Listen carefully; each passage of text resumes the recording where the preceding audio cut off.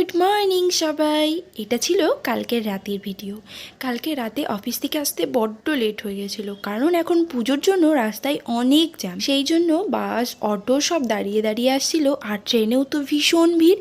ট্রেনগুলো অনেকটাই লেট করেছিল, সেই জন্য বাড়ি ফিরতে ফিরতে অনেকটাই দেরি হয়ে গেছিলো। আর রাতে ফেরার পর কি রান্না করব সেটা কিন্তু একটা বড্ড টেনশনের ব্যাপার, কারণ একার জন্য না অনেক কিছু রান্না করতে ইচ্ছে করে না।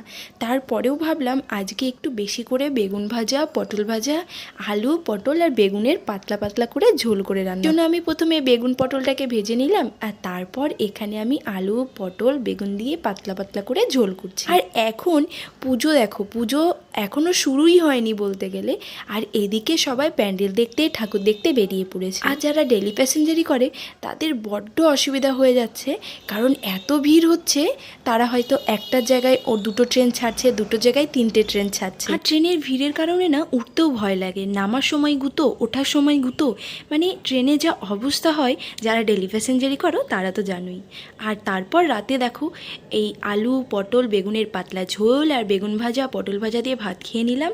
আর আমি ফোড়নে কিন্তু জিরে দিয়েছিলাম, আর আজকে একটু শুকনো লঙ্কার গুঁড়ো দিয়েও তরকারিটা করেছিলাম। অনেক দিন এরকম খাই না, প্রত্যেক দিন কাঁচা লঙ্কার ঝোল। তো যাই হোক, ভিডিওটা কেমন লাগলো অবশ্যই কমেন্টে জানিও। আর খাওয়া দাওয়ার পর বড্ড টায়ার্ড ছিলাম, তাড়াতাড়ি ঘুমিয়ে পড়েছি। ভালো লাগলে লাইক করো, শেয়ার করো আর সাবস্ক্রাইব করো। আর যারা ফেসবুক থেকে দেখছো তারা অবশ্যই ফলো করো।